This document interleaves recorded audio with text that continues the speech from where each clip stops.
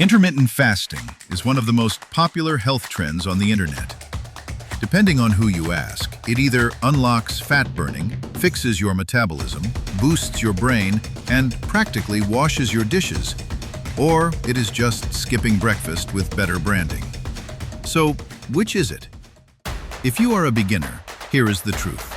Intermittent fasting can absolutely help some people lose weight, improve eating habits, and simplify their day. But it is not magic. It is not a free pass to eat whatever you want. And it is not clearly better than other sensible approaches when calories end up being similar. So in this video, we're going to cut through the hype. We will cover what intermittent fasting actually is, how it may help with fat loss and metabolic health, what the science says about belly fat, the biggest myths people still believe, who should be careful, and the smartest way for a beginner to start. Because once you understand one simple distinction, fasting gets a lot less mysterious and a lot more useful. In the first video, we walked through what tends to happen in the body during a fast and why fasting can feel useful or effective for many people. In this one, we're asking a different question. When you step back from the hour-by-hour physiology and look at the best human evidence overall, what benefits are clearly supported, what depends more on the person, and what has been exaggerated online? And that fits this channel perfectly, because food is not just about what we eat.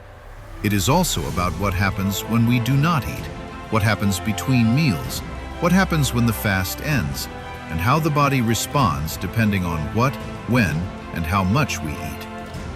That is why this channel looks at food from every angle, from farm to fork, from farm to fraud, from farm to cell, and now from the food on the plate to what happens when the plate is empty.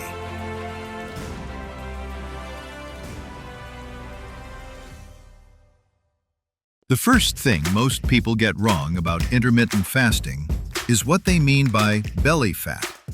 Because belly fat is not just one thing. Sometimes people mean subcutaneous fat, the soft, pinchable fat under the skin. Sometimes they mean visceral fat, the deeper fat around the organs, which is more strongly linked to metabolic risk. And sometimes they are not really talking about fat at all. They are talking about bloating, constipation, water retention, or the simple fact that eating differently for a few days can leave the stomach looking flatter. That matters because one of the easiest ways to get confused by fasting is to mistake a quick visual change for major fat loss. If your waist looks smaller after a few days, that does not necessarily mean you suddenly burned a meaningful amount of body fat. It may mean you are carrying less water, less glycogen, and less food in the gut. That is real, but it is not the same thing as losing a large amount of visceral fat. So before we even ask whether intermittent fasting works, we need to define what success actually means. And once we do that, the next question becomes much more interesting. Does fasting have any special advantage at all? Or is it mostly just another way to help people eat less?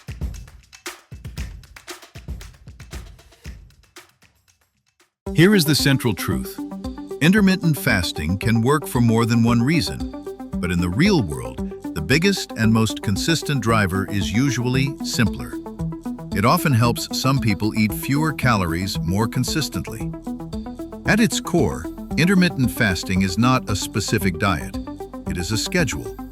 It changes when you eat, not necessarily what you eat. The most common versions are simple. There is 12-12, where you eat within a 12-hour window and fast for 12 hours. There is 14-10. There is 16-8, which is the popular one most people know. Then there are more aggressive versions, like the 5-2 approach, alternate day fasting, or OMAD, one meal a day, also known as a fantastic way for beginners to think about food all afternoon. The reason intermittent fasting became so popular is easy to understand. For some people, eating within a smaller window removes a lot of random snacking, late-night eating, and decision fatigue. Instead of constantly asking, "Should I eat now?"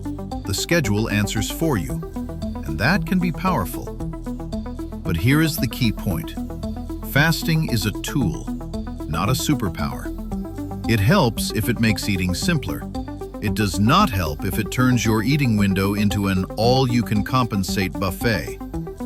So the next question is the big one.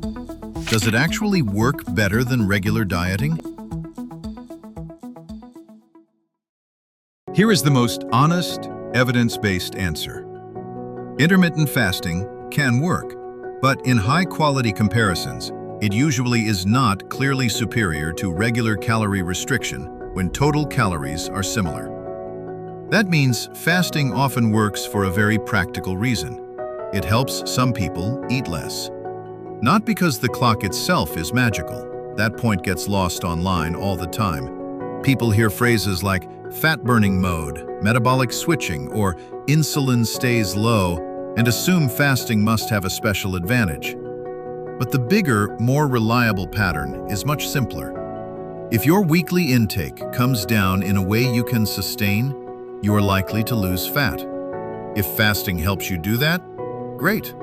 If fasting makes you overeat later, sleep worse, or obsess about food, then it is not helping, no matter how exciting the mechanism sounds. And that is actually good news, because it means you do not need a perfect fasting protocol. You need a realistic one.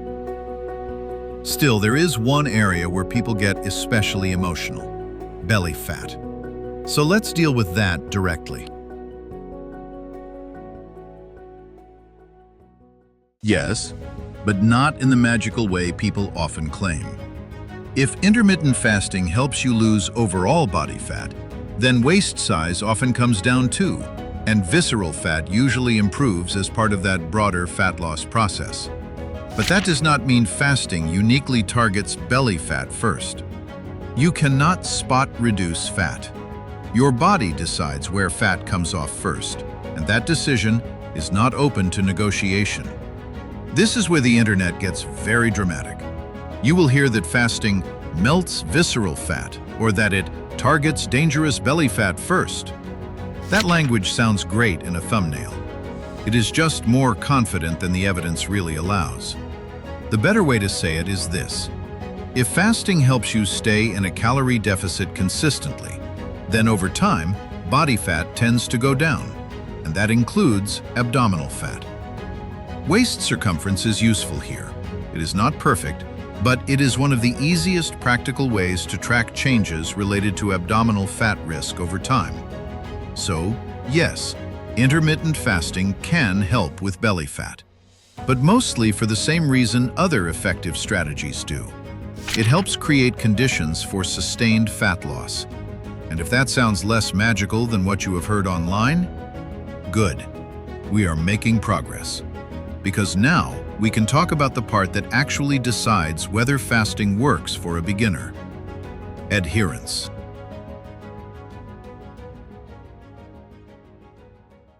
Intermittent fasting succeeds or fails in the real world for very ordinary reasons. First, it can reduce eating opportunities. Fewer meals, fewer snacks, fewer random calories. That alone helps many people.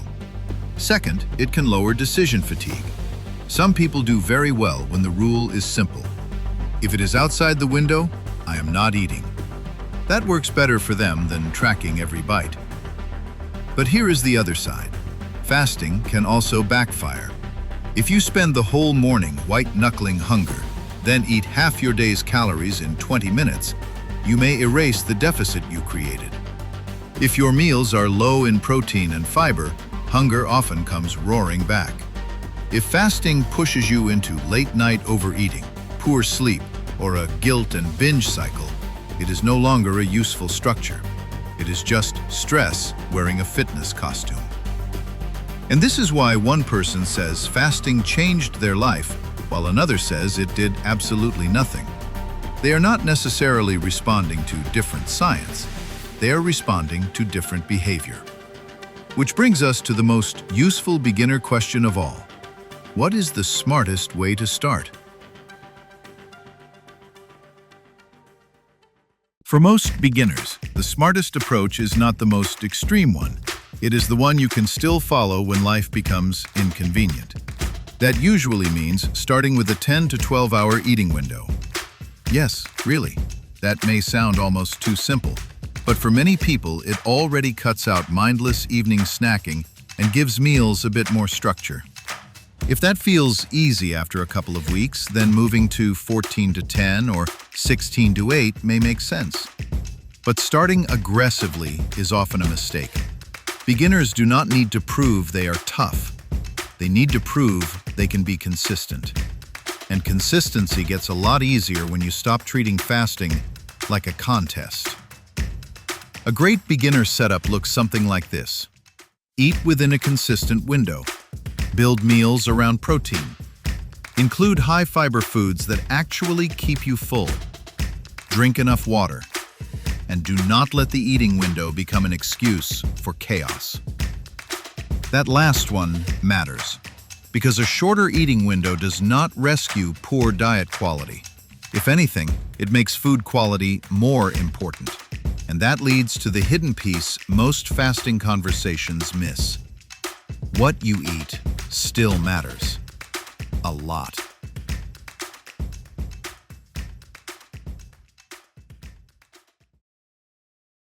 Here is where some fasting advice goes off the rails. People start focusing so much on the fasting window that they forget the feeding window has a job to do. If your meals are mostly ultra-processed foods, refined snacks, and "I deserve this because I was fasting," then hunger and calorie intake can still spiral upward.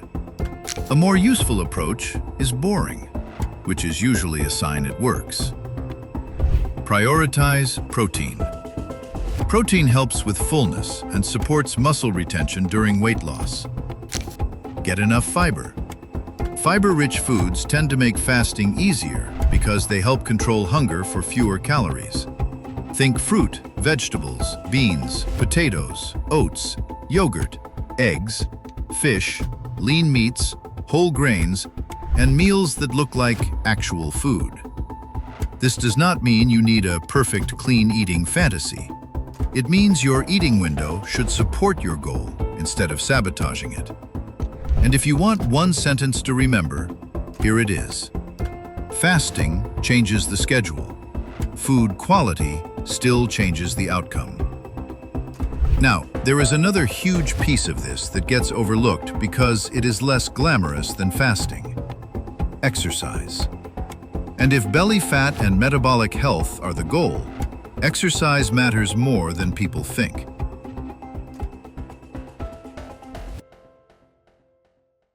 If you care about body composition, waist reduction, insulin sensitivity, and long-term results, exercise is not optional decoration. It is part of the engine. Aerobic activity helps with energy expenditure and can reduce waist circumference over time. Resistance training helps preserve or build lean mass, and that matters because when people lose weight, they do not want to lose only weight. They want to improve what that weight is made of. This is especially important with fasting. Some people assume fasting automatically protects muscle because certain hormones change during fasting. That is overstated. Yes, fasting changes hormones. No, that does not mean muscle is magically safe. Muscle retention still depends heavily on protein intake, resistance training, and not pushing the calorie deficit too far. So if someone asks, what is better for beginners, fasting or exercise? That is the wrong question. The better answer is this. If you want better results, combine a sensible eating structure with strength training and enough movement across the week. That combination is much less exciting than unlock ancient metabolic powers. It is also much more reliable. Now let's get into the myths, because fasting mythology is somehow both fascinating and very unemployed.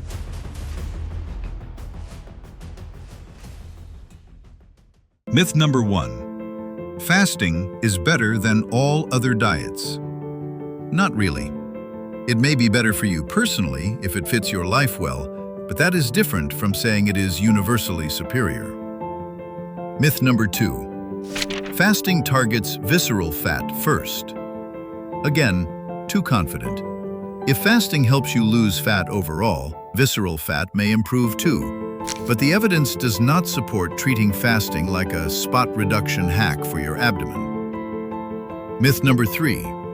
Autophagy starts at exactly 16 hours. This one is internet gold because it sounds scientific and precise. But in humans, those exact timelines are not subtle the way people pretend they are. Autophagy is real biology. The stopwatch version of autophagy is where the problems begin. Myth number 4. Growth hormone goes up, so you will not lose muscle. Nice try. Hormonal changes do not overrule bad programming, low protein, and poor training. Myth number 5. You can eat whatever you want in the eating window. That is probably the most expensive lie in the whole fasting universe, because it sounds freeing, but usually ends with someone wondering why they have been fasting perfectly for 3 weeks and still feel stuck. The answer is usually not mysterious. They are eating back the deficit. Which brings us to one more area people always ask about. What technically breaks a fast? This is where fasting conversations become weirdly philosophical. For most beginners, the first question should be, what is my goal? If your goal is practical weight loss, black coffee is usually fine. It is very low in calories, and for many people, it makes the fasting period easier. Sweeteners are more debated. For strict fasting purists, anything sweet is treated like a betrayal. For normal humans trying to manage calories and hunger, the answer is usually more practical. If a low or no-calorie drink helps you stay on track without triggering cravings or overeating, it may be perfectly workable. The problem is that people often try to turn this into a religious debate. It does not need to be. Define the goal. If your goal is basic adherence and fat loss, the practical question is this helping me stay consistent?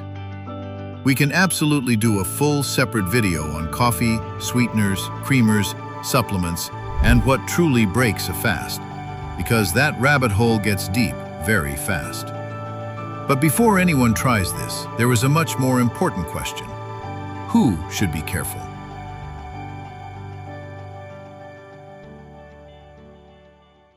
Intermittent fasting is not for everyone, and pretending otherwise is reckless.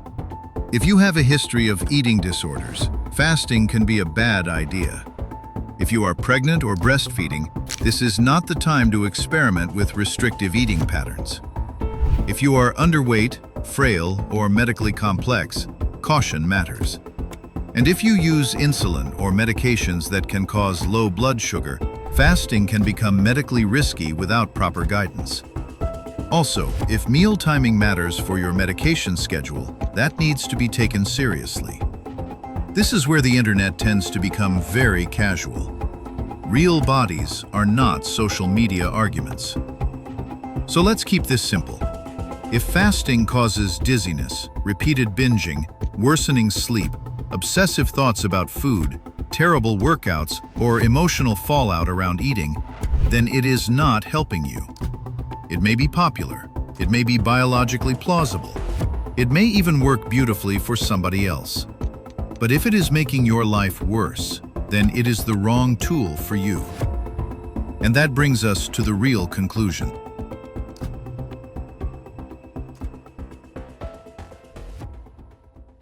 So, is intermittent fasting good for beginners?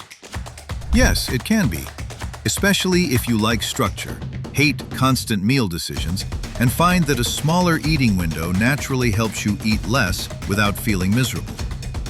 But it is not magic. It does not bypass calories. It does not guarantee belly fat loss on its own. And it does not replace the fundamentals that keep showing up over and over again in real health outcomes. So yes, the biological changes people talk about during fasting are real. Insulin tends to stay lower for longer. Fat use rises. Ketones can increase. And some repair-related pathways may become more active. Those mechanisms are part of what makes fasting so interesting. But in real life, the people who do best with fasting are usually not the ones chasing magic. They are the ones using it as a structure they can actually repeat, with good meals, enough protein, some training, and a routine that fits their life. That is the real foundation. Intermittent fasting can sit on top of that foundation. It cannot replace it. So if you are a beginner, start simple. Try a 10 to 12 hour eating window. Keep your meals high in protein and fiber. Lift a couple of times a week. Walk more. Sleep more. Track your waist and your energy, not just the scale. And do not let the internet convince you that the most extreme version is the most effective one. Because the goal is not to become impressive at fasting. The goal is to become healthier in a way you can actually sustain. And that is exactly why we chose to make this second video more careful, less sensational, and a lot less dramatic than many of the fasting videos you see online. Not because intermittent fasting has no real benefits. It absolutely can. For many people, it is one of the most effective ways to simplify eating, reduce mindless snacking, improve consistency, lose weight, and build better metabolic habits over time. For some people, it is the first approach that finally feels natural enough to stick. And that matters. But before talking about the upside, we wanted to start with the part the internet usually skips. What fasting is, what it is not, what the evidence actually supports, where the hype begins, and what can go wrong if you do it badly. Because if fasting works beautifully for you, this video will keep you grounded. If fasting does not work for you, this video will make a lot more sense than the ones that promised miracles. And if you try it later and hit problems, this is the video you are more likely to remember. Not the loudest one, the useful one. So yes, intermittent fasting can be genuinely helpful. And in the next video, we are going to focus on exactly that. The real benefits of intermittent fasting when it is done well, what people often experience when they finally get it right, and what the science actually says about the good side, without turning it into mythology. Because fasting is simple. Doing it well is interesting. And understanding why it helps so many people is where the story gets even better.